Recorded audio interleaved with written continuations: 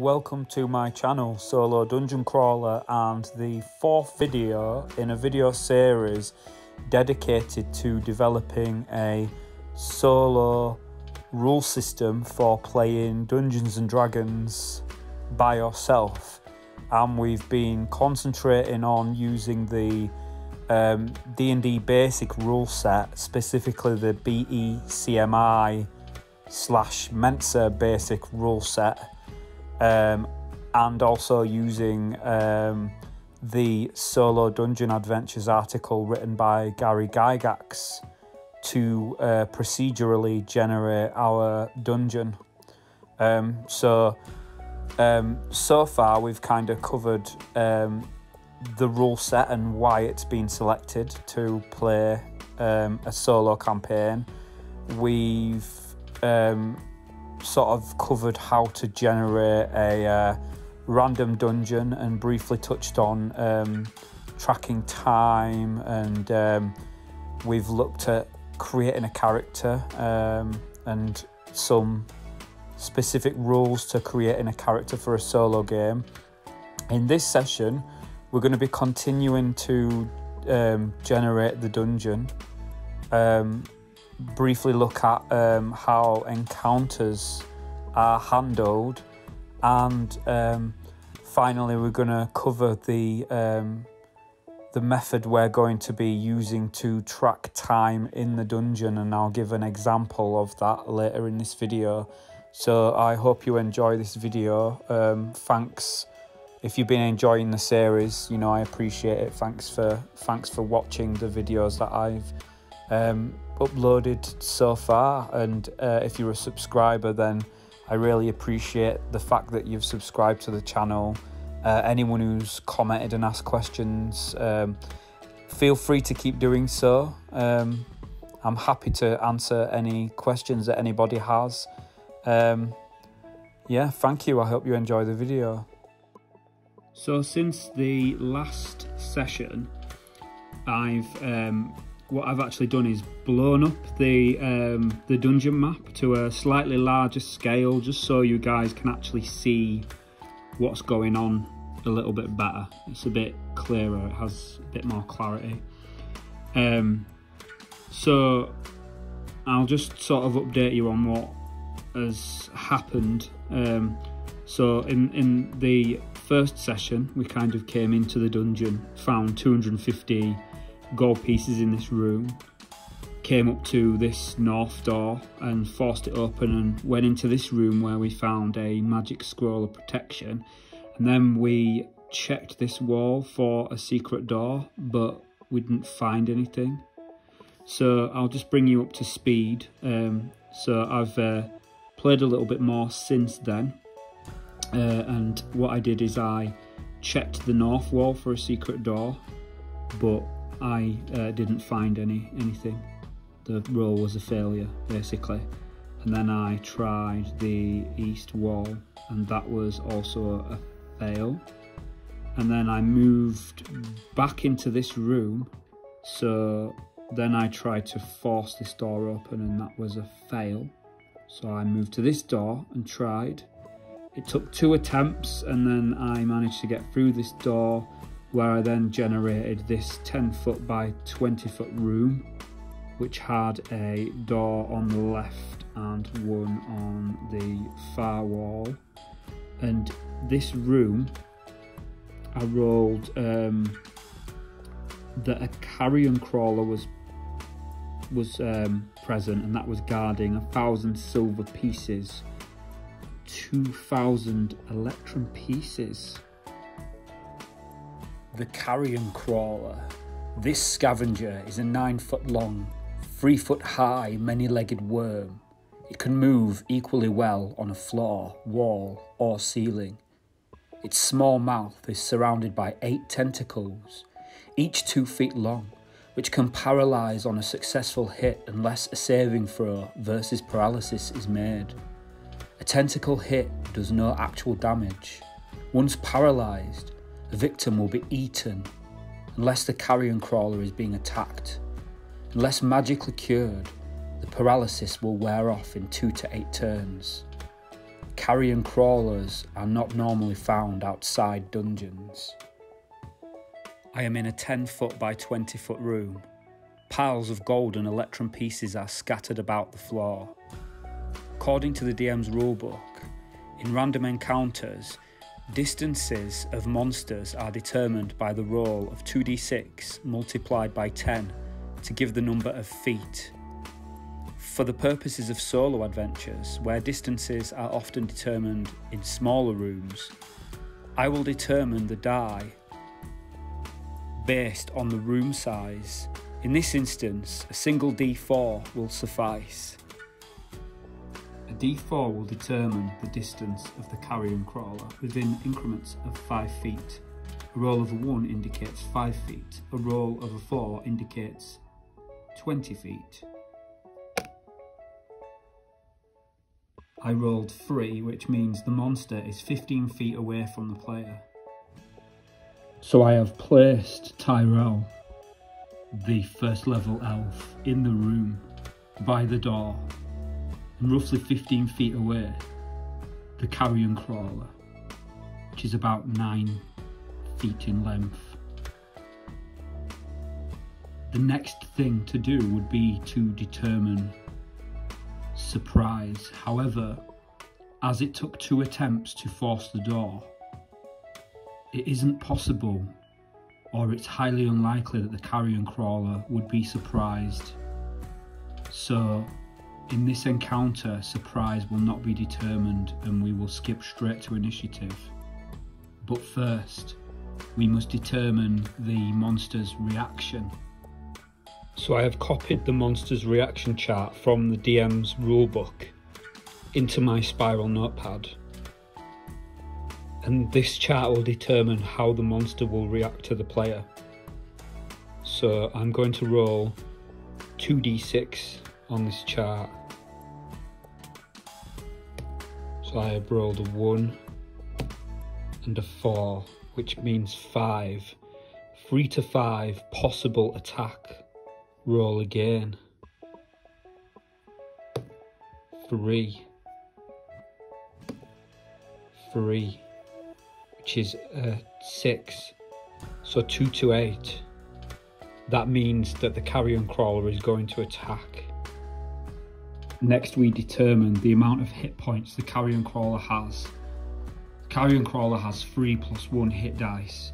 So we roll 3d8 and add 1 to the result to determine the number of hit points. 1, 4,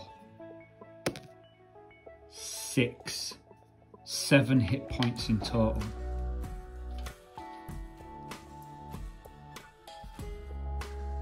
The next step is to figure out the intentions of each combatant. So my intention as Tyrell, my character, is to cast his first level spell that he prepared before the start of the adventure. And he prepared Magic Missile. So I'm not going to take any chances. I'm going to cast a Magic Missile at the carrion crawler. The carrion crawler's intentions are to move forward towards the player and attack with its tentacles. So now we have the intentions, we roll initiative. So I'm going to roll initiative for Tyrell. 4. Now I'm going to roll initiative for the carrion crawler. 1. That means that Tyrell has initiative. Tyrell creates a glowing arrow and shoots it with magic towards the carrion crawler, inflicting 1d6 plus 1 points of damage. So that's 7 points of damage. So that kills the carrion crawler outright. So as discussed in previous videos, this is my time tracker that I've been developing. So this is the prototype for my time tracker, and I'm going to show you how this works now. So the way the time tracker works is it has 2 tables. One of the tables is used to track rounds in the game world, which are 10 seconds each in length, and the other table is used to track turns, which are 10 minutes long in the game world. Just for my own reference, I've written some notes in the sort of margin here, just for my own reference really, to just remind me of roughly how long things take to do. So for example, normal movement in a dungeon of 120 feet would take 1 turn for most characters. To search for a secret door, it takes a turn. To search for a trap, it takes a turn. To move 12 feet, which is obviously 10 times less than 120 feet, so it will take 10 times less time. So instead of taking 10 minutes, it takes 1 minute or 6 rounds. So doing the math, because we are using a scale of 10 feet per square for our dungeon, as we draw it on graph paper, the maths would indicate that it takes 5 rounds, so just under a minute, to move 10 feet. So I've noted that down to make it easier for myself. So the rounds, basically the way this works is every time a round or 10 seconds passes, you would tick off one of these boxes. Eventually it would get to 10 minutes, because this table is divided into segments of 60 seconds. So each 6 squares represents a minute in game time. So we've got 1 minute, 2 minutes, 3, 4, 5, 6, 7, 8, 9 and 10. I've also put a number here to indicate, you know, 6 rounds, 12 rounds, 18 rounds, 24 rounds, 30 rounds, 36, 42, 48, 54 and 60, in case it needed to be tracked that way. But the way this would work is, as soon as you get to 60 rounds or 10 minutes, you would erase all the ticks that you've put in these boxes, and you would increment the number of turns that have passed so far. So on this table we're obviously tracking turns, and every 6 turns an hour passes. So you've got 1 hour, 2 hours, 3 hours and so on until you get to 12 hours, which should be a long enough time for our purposes. The W in the top right hand corner indicates that it's time to check for a wandering monster. So we'll be checking for wandering monsters every 2 turns. So what I'm going to do now is kind of just go over everything that's happened in the game so far, so that you can see an example of exactly how this works. So I've got my dungeon here as reference, so we can kind of just go over everything that's happened so far and fill in this time tracker to give you an example of how we would track time in the game. So we started the adventure by descending into the dungeon, into this first room where we basically we came down these stairs, and the first thing we did was light a torch. So we had some light. So what I'm going to do is I'm going to say it takes about a round to light a torch. So I'm going to cross off the first round there to indicate that a round has passed. And then another useful thing we can use this sheet for is we can write events in the boxes underneath, so that we can track certain timed events in the game. So in here I'm going to put that I lit a torch, and then So we know that on the first turn we lit a torch, and we know that a torch burns for 1 hour. So once our first hour is up, we know it's going to burn out. So I'm going to put in here, torch burns out. So we know that when enough time passes and we get to this box here to indicate an hour has passed in the dungeon, we know that the torch will burn out and we will need to light a new torch and expend a torch from our character sheet. So coming back to the dungeon, the next thing we did was we picked up the 250 gold pieces in the middle of the room, and I would say that probably, I don't know, takes roughly a round to do that. So I will indicate that a round has passed in game time. Then the next thing we did is we moved up to this north door, and that's about 10 feet of movement. So we know that 10 feet of movement takes roughly 5 rounds. So 1, 2, 3, 4, 5. So we're over a minute into the adventure now.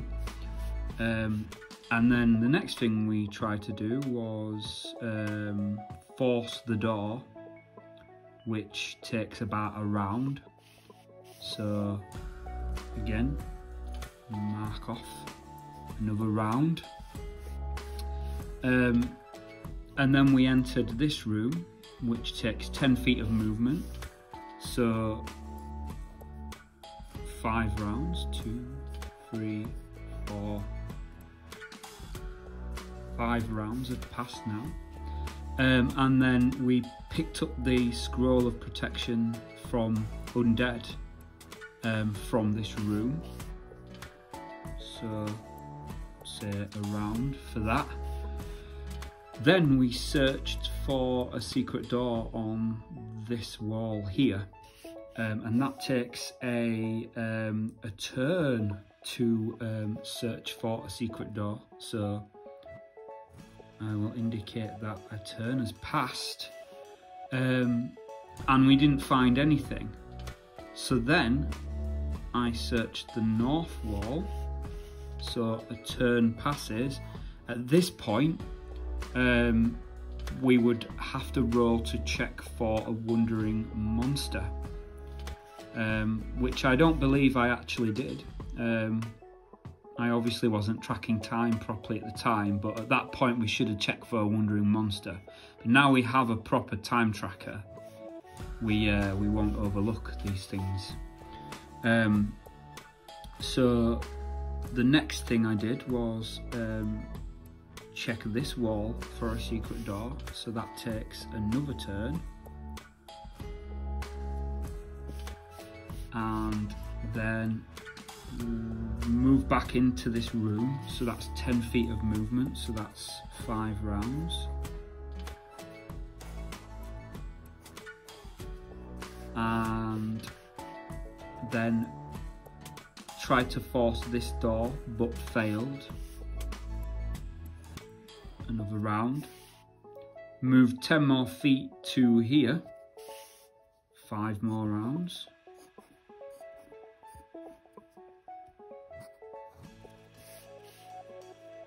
Tried to force the door, it took 2 attempts, so that's 2 more rounds. And then entered the next room, which is 10 feet of movement, so 5 more rounds.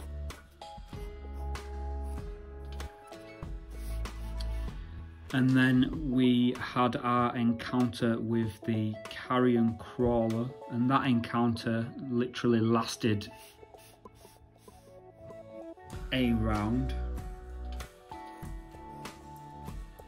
And then the next thing we did was pick up the silver and electrum pieces, and there were quite a lot.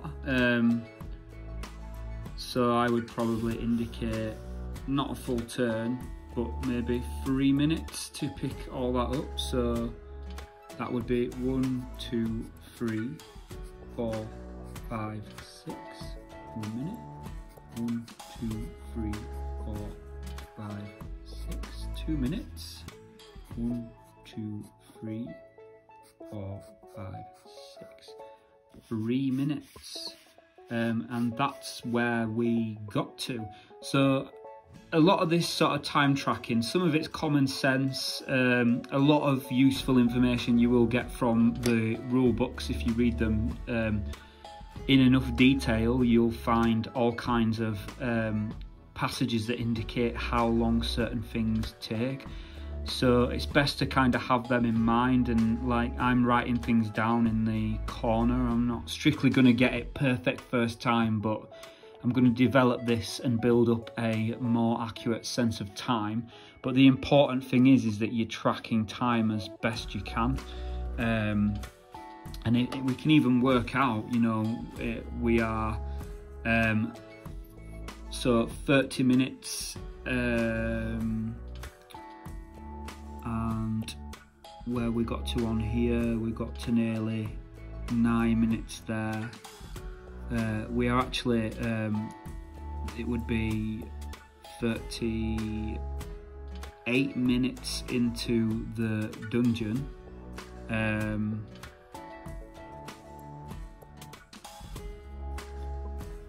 And 30 seconds, so yeah, so you can kind of look literally accurately. We've been in the dungeon for 38 minutes and 30 seconds. So you get quite an accurate picture of exactly how long you've been in the dungeon for, which is quite useful. Another useful bit of information is for every hour that passes, you need to rest for at least 1 minute. So you need to rest for 1 minute in every hour. Otherwise you start getting penalties. It's all in the rule books.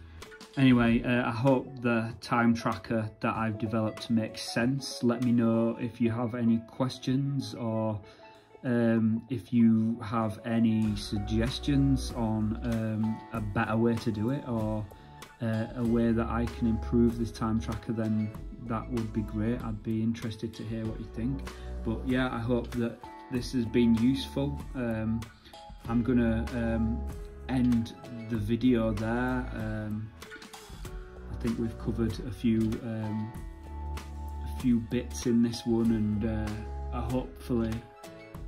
hopefully I've given you some good tools to kind of form the basis for your own solo adventures, and we'll just keep building this up each video. So thanks for watching. I hope you've enjoyed this video and you've got something out of it, and I'll see you in the next session.